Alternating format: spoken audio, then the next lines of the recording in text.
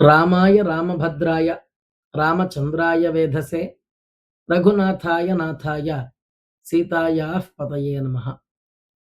ఈరోజు ఒక పెద్దాయన ఒక మంచి విషయాన్ని చెప్పారు. అది మీకు తెలియజేద్దామని ఇలా మీ ముందరకు రావడం జరిగింది. ఏ వ్యక్తి అయినా కూడా కొన్ని విషయాల్ని కొన్నిటిని సాధించుకోవాలి. లేకపోతే జీవితమే వ్యర్థం అని చెప్పారండి. ఏమిటి అంటే విద్యని, అలాగే ధనాన్ని, అలాగే తపస్సుని వీటిని సాధించుకోవాలి. శ్రమ చేసి, సాధన చేసి వాటిని దక్కించుకోవాలి అని చెప్పారండి. ఒకవేళ దక్కించుకోకపోతే ఏమిటి అనేదానికి ఆయనొక మంచి మాట చెప్పారు.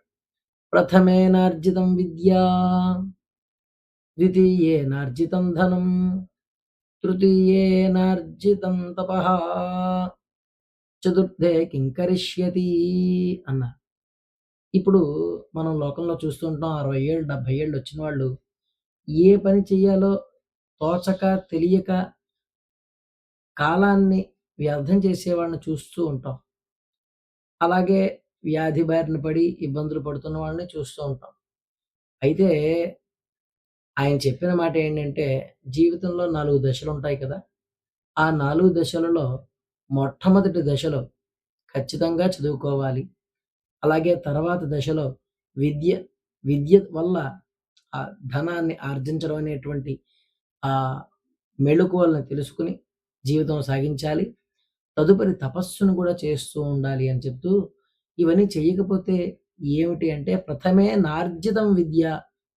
ఒకవేళ మొదటి దశలో వాడు చదువుకోలేదనుకోండి, సరే వదిలిపెట్టేద్దాం. ద్వితీయేనార్జితం ధనం, రెండో దశలో వాడు ధనాన్ని కూడా కూడబెట్టలేదనుకుందాం. తృతీయే నార్జితం తపః, వాడు మూడో దశలో తపస్సునైనా చెయ్యాలి.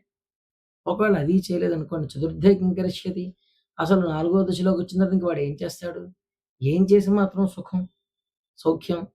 అందుకని ప్రతి వ్యక్తి కూడా ఖచ్చితంగా ఈ పనులు చేయాలి.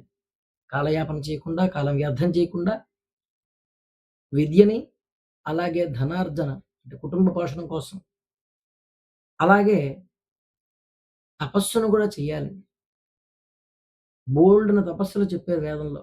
కృతం తపః, సత్యం తపః, శృతం తపః, శాంతం తపః, ఇలాగ అనేక రకాల తపస్సులున్నాయి. కనుక సత్యమే మాట్లాడడం ఒక తపస్సుగా తీసుకోవచ్చు. అలాగే శాంతిని పొంది ఉండి దాన్నే సాధన చేస్తూ దాన్ని తపస్సుగా చేయవచ్చు. ఇలాగ రకరకాల తపస్సులు చెప్పారు. ఒక నామాన్నే నిరంతరము జపిస్తూ దాన్ని సాధన చేసుకుంటూ దాన్ని తపస్సుగా చేసుకోవచ్చు. అలాగ తరించే మార్గాలను అన్వేషించాలి. ఇలాగా ఈ 3 దశల్లో ఈ పనులు చేయకపోతే చతుర్థే కింకరిష్యతే అన్నారు. ఇంక చివరి దశలోకి వచ్చిన తర్వాత ఇంక వాళ్ళు ఏం చేయగలరండి? ఏం చేస్తారు?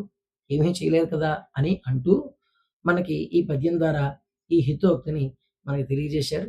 తెలియజేసిన పెద్దలందరికీ గూడా అనేక అనేక నమస్కారములు తెలియజేసుకుంటూ ఈ యొక్క విషయాన్ని అందరికీ తెలియజేయండి. జయోస్తు, శుభం, జయం, లాభం. వాసుదేవ